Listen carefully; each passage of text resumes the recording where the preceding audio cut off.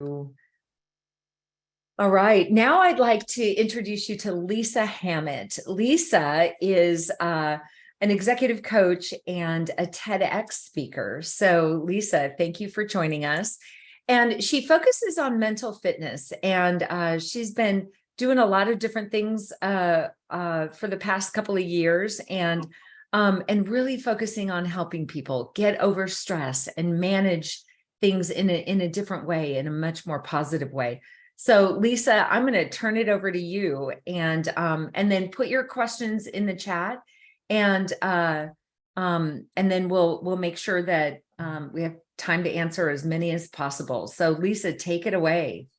Thank you so much, Christy, and it's wonderful to be with you all today. Cyrus, thank you for making the initial introduction. And so I'm going to share my screen. And I want to give you a really quick backstory on me. So in 2005, after 26 years in the corporate retail sector, I reached burnout. I don't know if anybody here has reached burnout, but in my case, it was a really dark period. I was 65 pounds overweight, suffering from chronic migraines, other health issues. My marriage was on the rocks. It was just a really, really bad situation. So in a moment of desperation, I exited a long-term career, really without a strategy to replace a high-paying salary. I share all that with you because oftentimes when we allow ourselves to get chronically stressed to the point of burnout, we tend to make these drastic decisions. I have talked to people who have ended marriages or made huge financial investments or quit long-term careers really without a lot of forethought. And I'm not saying you shouldn't, get out of those situations if they're not healthy, but you need to have some intention. So I am incredibly passionate about talking about ways to manage stress to prevent burnout. And today we are going to talk about mental fitness. So preventing burnout before it happens by developing mental fitness. So anybody just put in the chat or actually shout out if you want. What is mental fitness? Anybody have any idea? Make your best guess. Meditation could be one way of achieving mental fitness.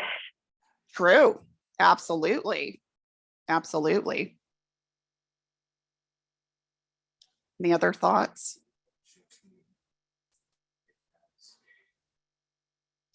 Well, let me give you let's see, being able to balance physical and mind in peace. Absolutely. Absolutely. Great answer. How about just basically being comfortable with who you are, where you're at in your stage in life, and having some direction and course and feeling that? Absolutely. Oh, y'all are so smart. You have great, great answers. Well, let me give you the exact definition, which actually encompasses everything that you said. So mental fitness, by definition, is your capacity to respond to life's challenges with a positive rather than a negative mindset. We can do that, through meditation, and the impact is exactly that happy life, happy where you're at. But the other impacts can be peak performance. So you're performing at your highest level, peace of mind, calm, clear-headed focus, you're healthier, and you have healthier relationships. So these are just some of the impacts to that. Now, I want to just quickly share the background on positive intelligence.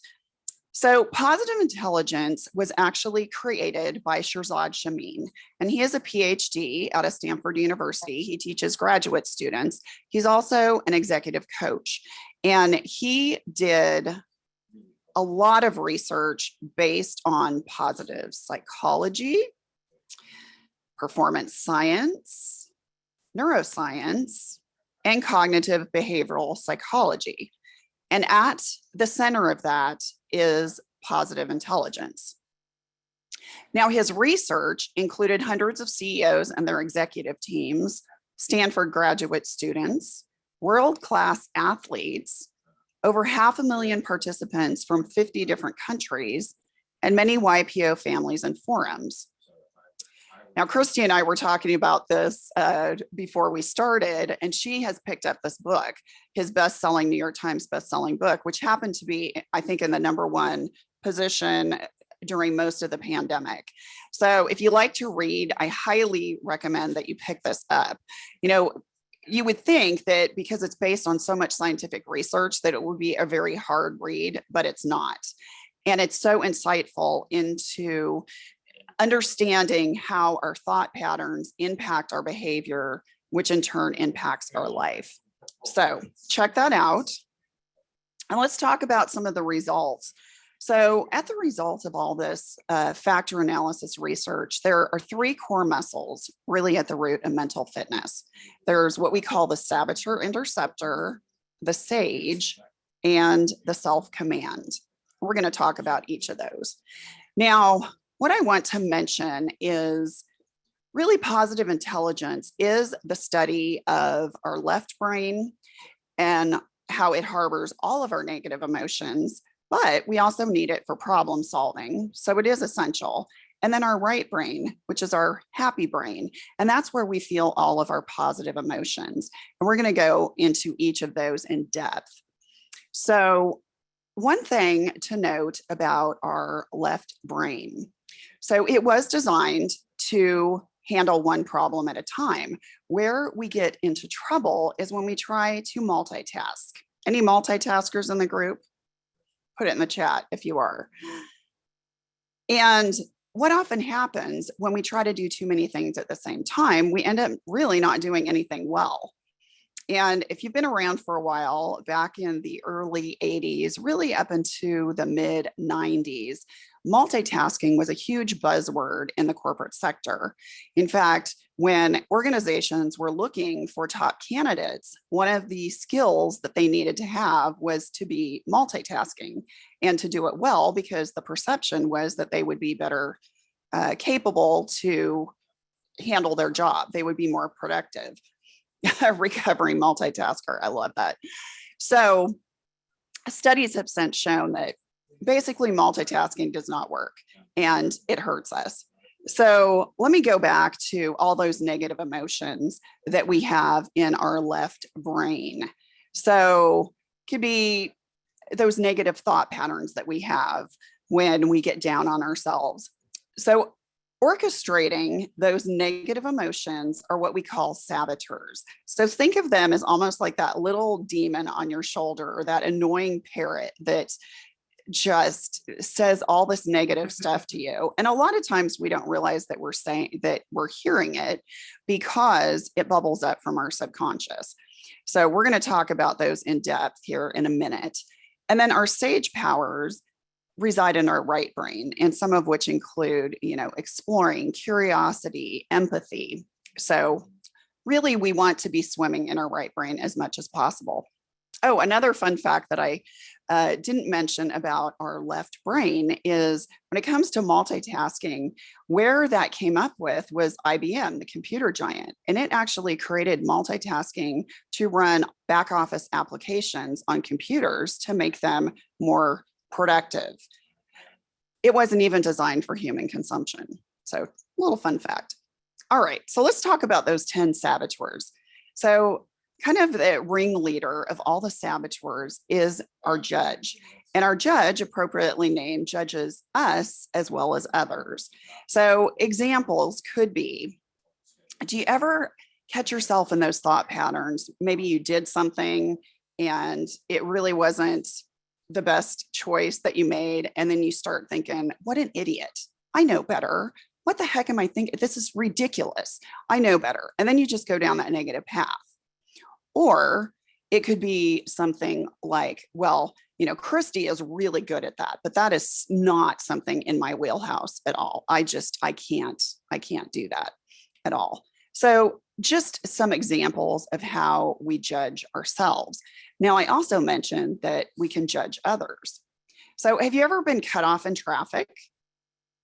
somebody cuts you off in traffic, and before you know it, you're like honking your horn and you're shouting some expletives, maybe like, you idiot, look what you just did. You almost caused an accident.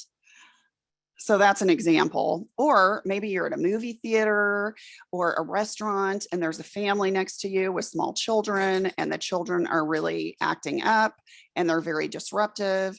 And your thoughts going through your mind are, well, if those were my kids, they would not be doing that. Again, judging other people. So just some examples.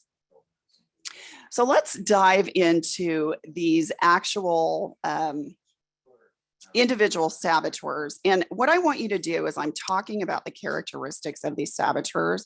I want you to kind of make a mental note of which ones resonate with you. And at the end of the presentation, I'm going to put a link in the chat for you to actually do an assessment. It's free. It won't take you a lot of time, so that you can really determine what your character traits are. So one thing to mention about the saboteurs is they all originate from a positive sage perspective, which may seem strange, but they all have good qualities at the root. But when taken to the extreme, they can do a lot of damage. So let's talk about the controller. So as we know, in the corporate sector, or if you're a business owner, we need to exhibit control or we would never get our job done. You know, whether we're managing tasks or we're managing people, we have to exercise some control. Also, if you have children, you know, you need control to set boundaries, to teach right and wrong. So control is a good thing. But when taken to the extreme, it can be like a dictatorship, and you can feel like you have no say in the matter. Have you ever worked for a micromanager? Put it in the chat if you have. What are some of the feelings that come up for you if you've ever worked for a micromanager?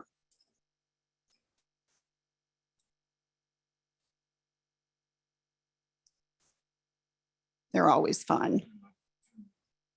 Leave me alone. Yes, definitely disempowered, absolutely limited independence, no control. Yeah, it is hugely frustrating, hugely frustrating. So oftentimes, if you're in that situation, you become really unhappy.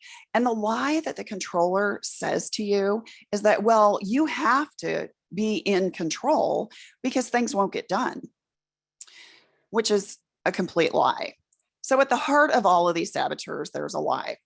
The hyperachiever, which is actually one of my saboteur traits, the hyperachiever is very goal-driven and very task-driven. Anybody out there love to cross things off of a to-do list? Just is very productivity focused. Well, what can happen if you're too focused on productivity is your self-worth can become tied to that. And then if you're not productive, you can feel like a failure, which is not a good thing. Goals, you know, striving for goals, great quality. All of these are very important, good qualities. But when taken to the extreme, when the hyperachiever has a major milestone, they never take the time to really sit in the success and recognize that, wow, this is really awesome that this occurred. They're always on to the next thing, thinking that, well, I could always do better. So this is the hyperachiever. They could have success, but they're not truly happy. And then the restless. The restless is always really interesting. They are big idea thinkers. They're usually very well read, well traveled. They have their hands on a lot of different things.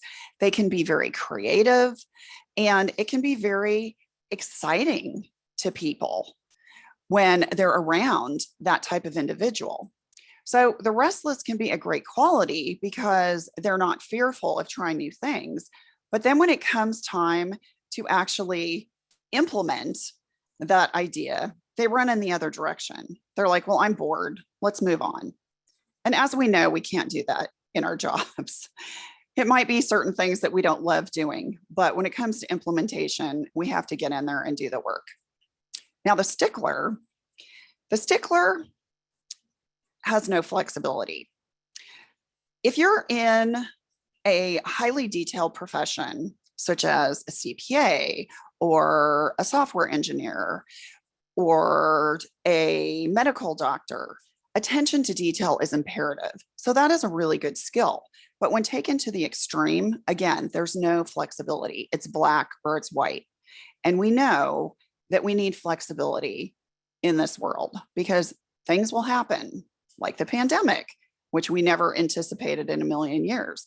And if we don't have some sort of flexibility, we can completely derail. The pleaser, which is another one of my saboteur traits. So the pleaser can show up in a couple different ways. At the root of the pleaser, a really great quality is empathy. We all need empathy for relationships and for communication. So it's a wonderful quality. But when taken to the extreme, the pleaser often puts others' needs ahead of their own, always. And that can lead to resentment and a potential outburst. Another thing with a pleaser, and this is kind of more in my line, is the pleaser likes to keep everybody happy. They don't like toxicity or discourse. And unfortunately, we have to have healthy, constructive dialogue sometimes, even if there's conflict. But it can be healthy conflict because that's how we work through problems. Well, the pleaser can sometimes try to avoid those because it makes them nervous or uncomfortable. So they pair well with the avoider. The hypervigilant.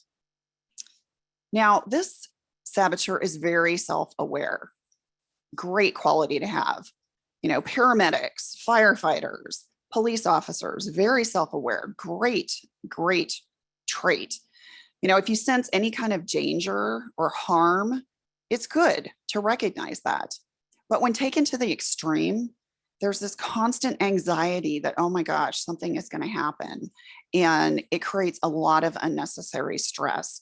And it often deals with things outside of our control in the future, you know, and this is an extreme example, but oh my gosh, if somebody gets into office, if they're elected into office, our world is going to implode and then I'm going to have to move to another country. Okay, I know that's kind of an extreme example, but you probably get where I'm going. The avoider avoids difficult conversations, avoids tasks that are unpleasant, does not like friction. And as we know, there are certain things like paying bills, for example. We might not enjoy it, but we have to do it. We have to get in there and do the work sometimes. And the avoider tends to avoid difficult conversations, which can be a problem. The victim, again, also self-aware, but have you ever been around one of those people that is like, woe is me, everything that could possibly go wrong in life is going to happen to me. And they're just so negative. And before you know it, you just feel like the life is getting sucked out of you. Everything wrong happens to me. And then lastly, the hyper-rational. The hyper-rational, like the hyperachiever, can be very successful, but they're not necessarily happy. They're incredibly task-driven. They're usually very intelligent. They are those software engineers, those medical doctors, those, you know, highly paid, detail-oriented, left brain dominant individuals.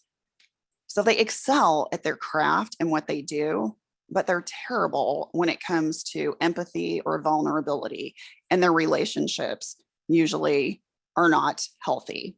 And oftentimes they end up getting divorced because they can't deal with emotions. They feel that emotions can muddy the waters and make it distracting for them to complete their tasks.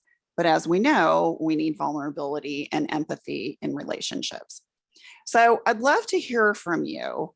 Now that you know all the saboteurs, which ones are coming up for you? You can shout it out or put it in the chat, but I would love to hear. Which saboteur do you resonate with? Hyperachiever? I resonate, well, you can resonate with several, I'm assuming, right? Yes, absolutely. Which ones? So in my case, restless, hyperachiever, and pleaser. Interesting. Okay. I love that. Controller, stickler, pleaser. Yeah, there's usually one that just comes top of mind. And you're like, oh yeah, that's me. But in actuality, we have all of these at one point or another. There's just others that are more dominant. And when you take that assessment, you can have empathy and personal, but interesting. And that's a great point, David. Thank you for bringing that up, because your saboteurs can show up very differently in your work life and in your personal life. So that's where you can, really see the different saboteurs. All right, so let's move on. So our saboteurs motivate us through negative emotions. And those are, like fear, anxiety, stress, anger, shame, blame. Whereas our sage perspective motivates us from those positive emotions, such as empathy, curiosity, creativity, passion, and purpose. And also, as I had previously mentioned with the hyper rational and the hyperachiever, some saboteurs could generate success for you, but not happiness. Whereas if you want to be highly successful and have sustained happiness, you need to be swimming in your sage. So what do you think? Are negative emotions good for you? Just shout it out or put it in the chat. And if so, when are they good for you? Yes. Why are they good for you, David?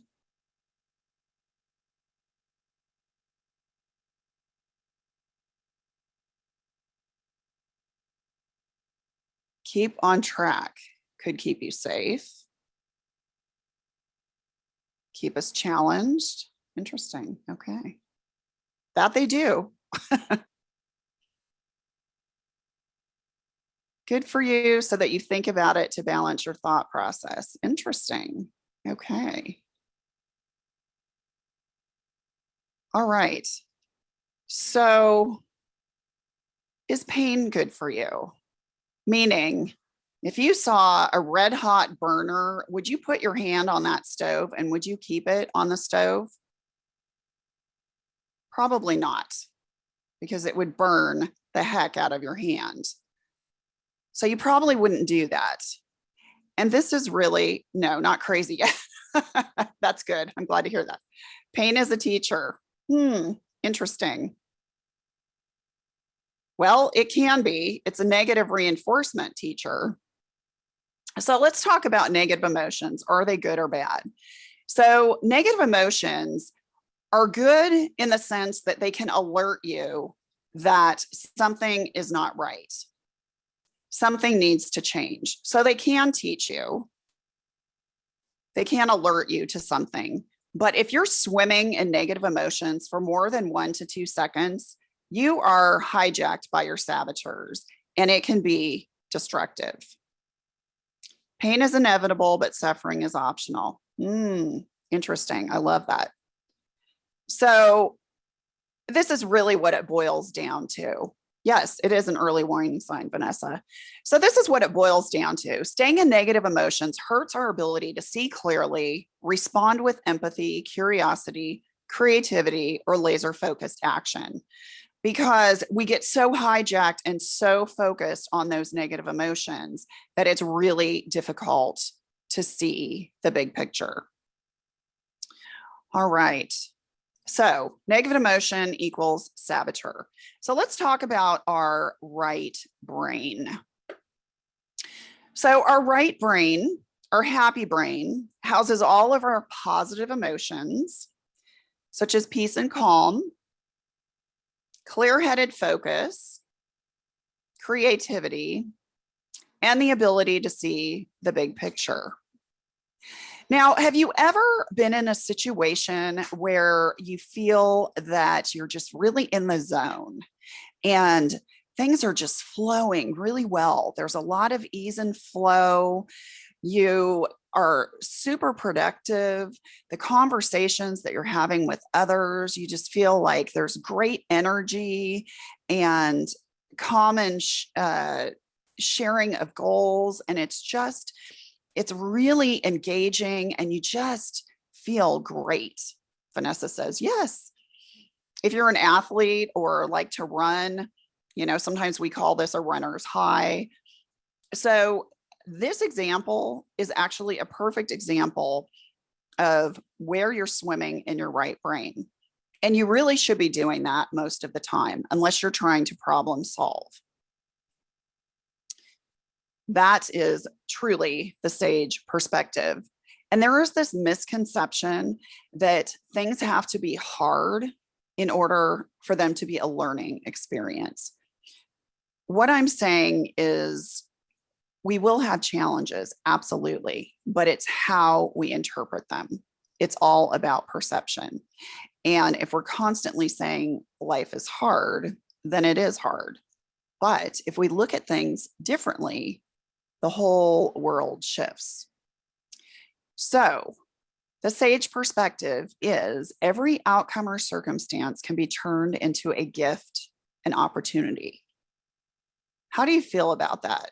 And I mean, every circumstance can be turned into a gift and opportunity. What do you think about that? Yes, I love that. 100%. Oh, this is encouraging. I love that. Very cool. True, but extreme, idealistic, aligned completely. Nice. So let me give you an example of the sage perspective in a situation. So imagine, if you will, that you need to get to the office in the morning and you have an important meeting to get to, and you get to your garage where your car's parked and you find that you have a flat tire. And you're like, okay, this is not a good situation.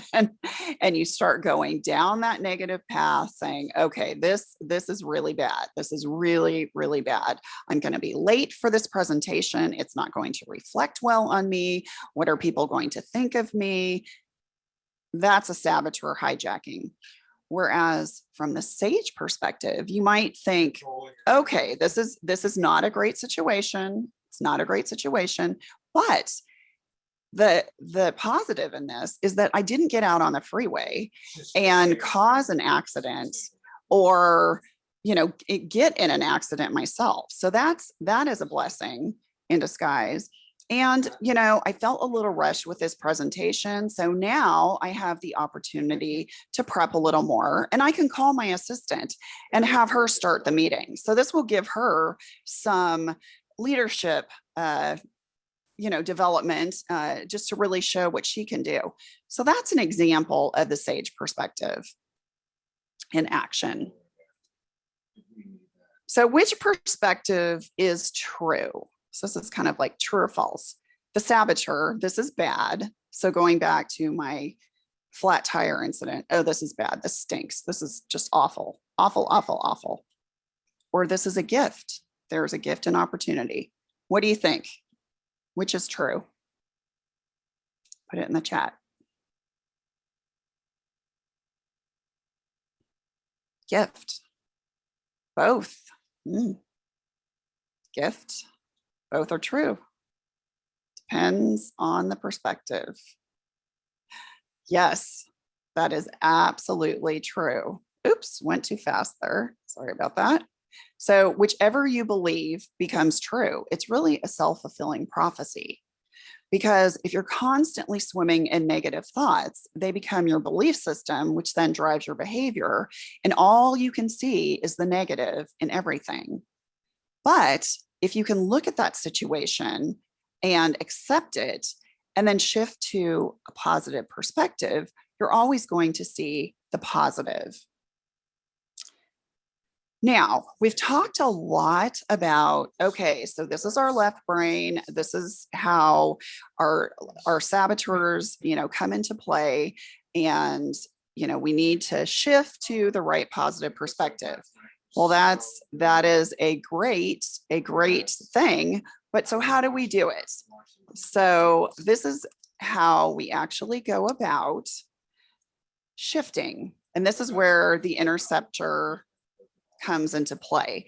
Now I put on here, I did a TEDx, And that is the link. It's like 5 minutes long. And I actually walk the audience through an exercise. And I'm going to do that with y'all in a minute. But so in actuality, what this is, this 10-second PQ rep is like a micro meditation. And what it does is it engages your senses. So for example, I want you to look at something in your surrounding right now. Okay, it could be something on your desk in front of you, but I want you to look at something and I want you to look at it so intently as if you've never, ever seen it before. Just really, really look at it and notice colors, shapes, details, possibly reflection in the surface. Really, really look at that. And another thing that you could do is focus on something that you can hear. It could be a passing car. It could be a conversation that's going on in the next room. It could be the sound of my voice. And then you can switch to the sound of your breath and what your sound of your breath sounds like. You can also focus on your sense of touch. And it could be touching something kind of similarly to when you were looking at it, but touch something as if you have never felt it before. You've never seen it. You don't know what it looks like. So your fingers are really exploring it, noticing all the details. So what this does is when you're in a saboteur hijacking, it starts to quiet all those negative emotions. And they never completely go away, but they quiet them. So then you're in a different headspace. So then you can shift to a positive mindset. And I want you to imagine like a huge white dry erase board in front of you.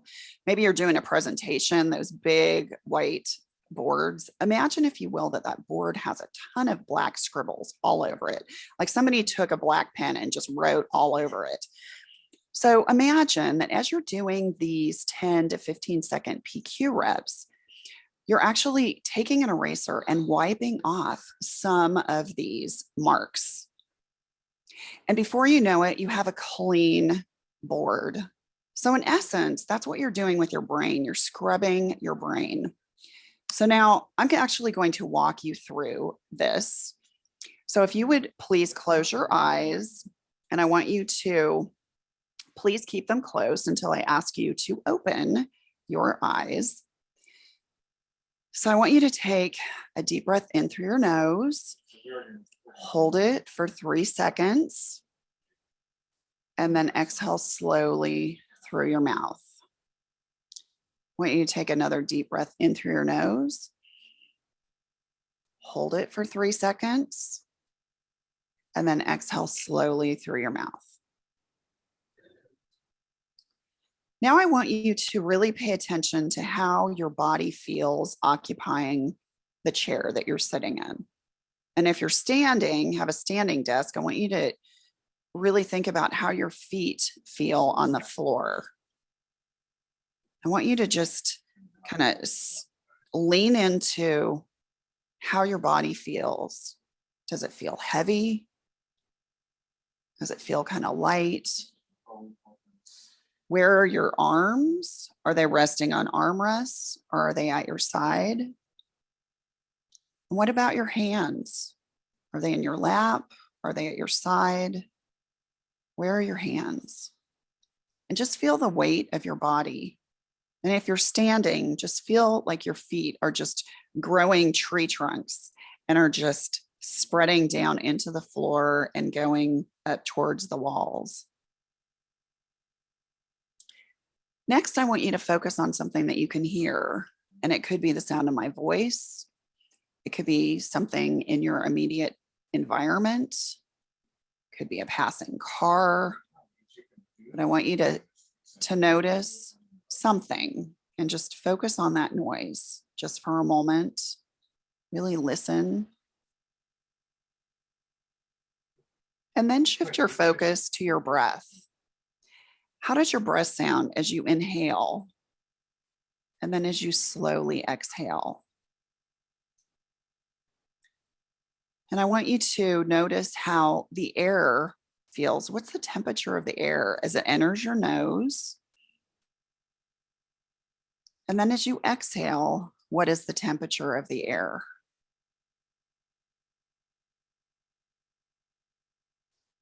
What is the temperature of that air as you inhale?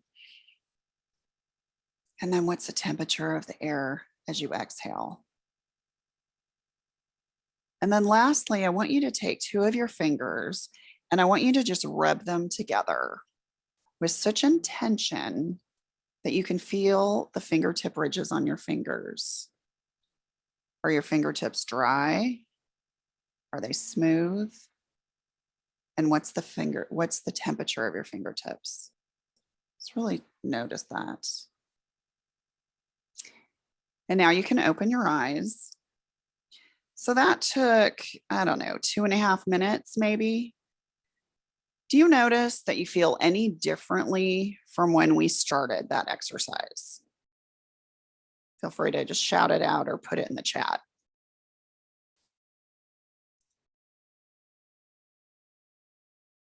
Calmer, aware. Ooh, good. More relaxed.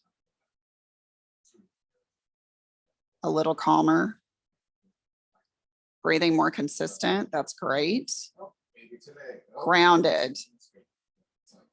So can you see if you are starting to feel those negative emotions, how this might help? Now, John had mentioned a little calmer. So if you're really stressed, the longer you can do these PQ reps, and they stand for positive quotient, in case you're wondering what PQ stands for, the longer that you can do that, the calmer you're going to feel. But it really doesn't require a whole lot of time. And again, imagine that dry erase board and you're just wiping all that negative mind trash or those scribbles off of that board so that you have just a clean slate. And then you can shift to that right positive perspective. Now, one thing I do want to mention is if you're having a conversation with somebody and you're feeling hijacked by negative emotions, they're saying something to you and it's causing tension to build up and you're feeling either anger or resentment or disagreement, whatever it is, and you're kind of feeling like that heat coming in your body, well, it's a little challenging to say, oh, I need to close my eyes here and do some PQ reps. No, what you would want to do is focus on something on their face. So if they're wearing glasses, focus on the shape, color of their glasses, and notice if there's a reflection in the surface. Or notice the color and shape of their iris, or maybe the size and shape of their nose. But the more you focus on that, all that negative energy that's starting to build is just getting quieted. So when that individual stops talking, you're able to respond with clear-headed focus, as opposed to just blurting out a response that might not be the most favorable. So that's an example of how to do the PQ reps. So before we wrap up, and I know we're getting close to time here, if you would do me a favor, I would really appreciate this. If you have your phone near you, if you would quickly scan this QR code, this will take you 1 to 2 minutes max, really more like 1 minute. And it's just a quick little survey to ask if you found this beneficial. Was there certain information that I could have expanded more upon? You know, was there things in here that you're like, oh, I don't need to know that? Or was it a complete waste of time? Hopefully it wasn't. Hopefully you found benefit. But if you would take this, and as a thank you, I have a workbook that I'm going to give to you, which actually pairs with my book, which I will talk about in a minute. So I'm going to give you like a minute to do this, and I'll time this. So if you would quickly just do this for a minute, and then we will wrap up and I'll answer any questions that you might have. So just please take a moment.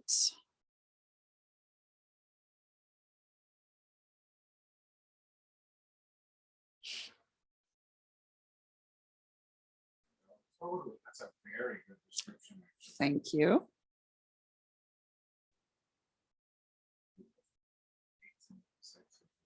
Relaxed. Oh, I love that. Good. That's great. That was the objective. They're all so. All right. All I'll wrap up here in just a few seconds.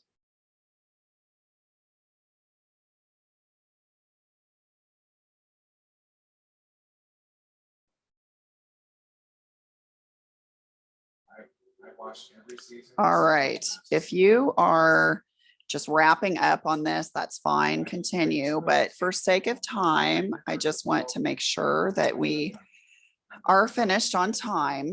So quickly, my book. So last year, actually in November, I published From Burnout to Best Life. And my book integrates my journey of overcoming burnout to a happy, healthy, fulfilled life. And I also share practical tips for living your best life. So the book has sections, and the first section is about creating a laser focused vision for your future and tying that into your why and your passions and your values and your strengths. And then how to create goals that are achievable and healthy habits.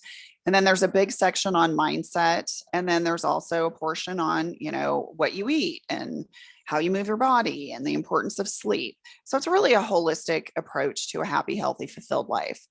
At the end of each chapter, there are reflection questions that help you identify pain points in your life that might need addressing.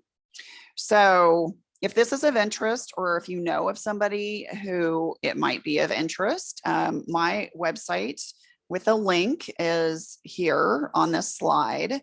And the free downloadable workbook you will get at the end of that survey. So you can download that, and that pairs with the book. So it is on Amazon, and it's in Kindle and also in paperback. So let's wrap up here.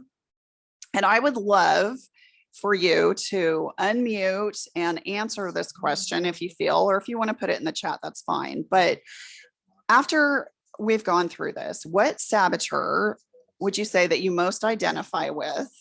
And how will you engage your senses using that PQ rep technique that I shared with you the next time you feel that saboteur hijacks you? So it's kind of a twofold. What's the saboteur, and then what type of PQ rep will you do? And I would love to hear from you.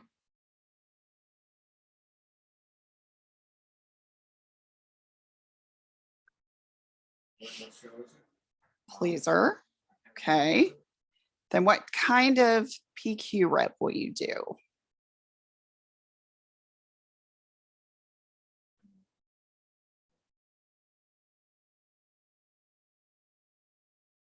I'm going to stop sharing. Would love to hear. That's messed up. I don't remember all the names, but the one that was doing a lot of things. The restless. Yes, thank you. Okay, awesome. I love that. So the restless, then what type of PQ rep would you do, which to kind of help you relax? Well, I think that breathing exercise, and I have heard before with it's slightly different, but the box. Yes. Yeah, which is very similar to what you did today. Awesome. Anybody else? I put in the chat the link to the assessment, and it's free. And it's very interesting. So I encourage you to take that. And if you have any questions, well, I think we have a couple minutes if you have any questions, but I will put my email address in the chat as well. I have a question, actually. How does this test that you have online differ from, let's say, are you familiar with predictive index testing? Not really. I've heard of it, okay, but I'm not real familiar. No. Because I just did a predictive index test last week, or actually, no, Okay. this week. And it's literally 2 questions. And it was freaky how accurate this test was. Interesting. It was like a party trick. I kid you not. And I had my husband read it too. He's like, this is 99% you. Wow.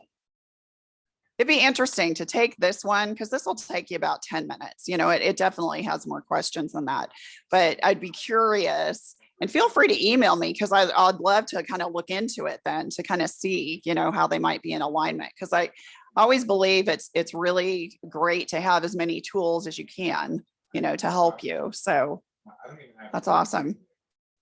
Anybody else? Any comments, questions? But I do have them all.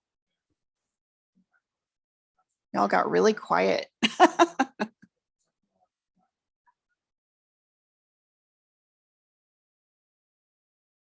Well, if not, I will turn it over to Christy.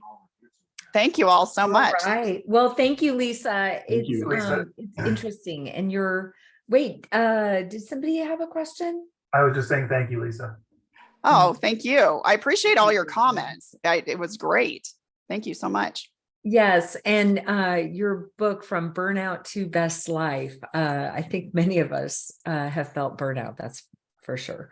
But thank you so much for being with us. And if anybody has a question, just please feel free to shout out. But we always enjoy learning something, and those PQ reps are something that saves me all the time. And Tenny's on, and she's the one that introduced me to the app. So I have the app on my phone, and my score is not as high, but every time I see it drop, it's like, okay, I got to really be focusing on my PQ score.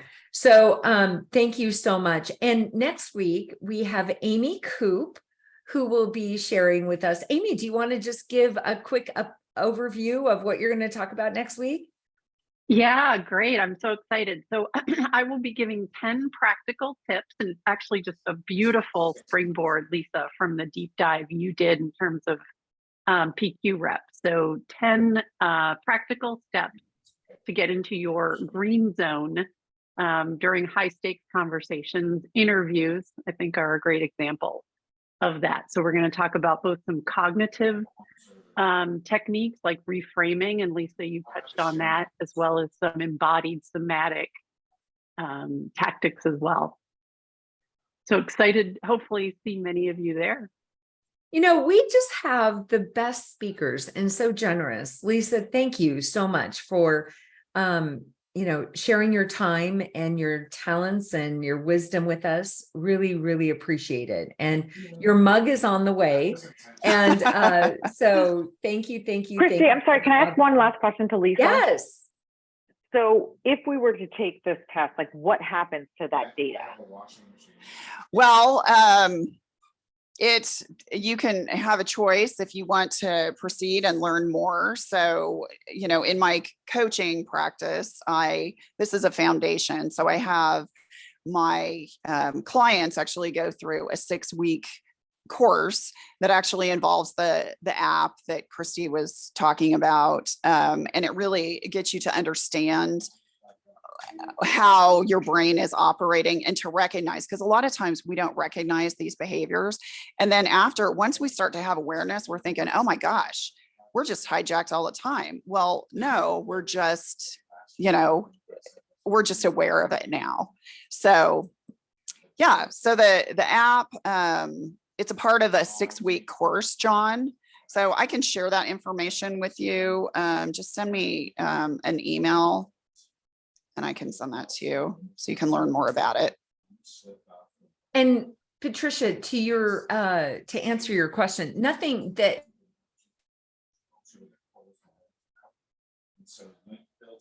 Uh-oh, she froze. It looks like Christy froze. Hopefully she'll pop back on.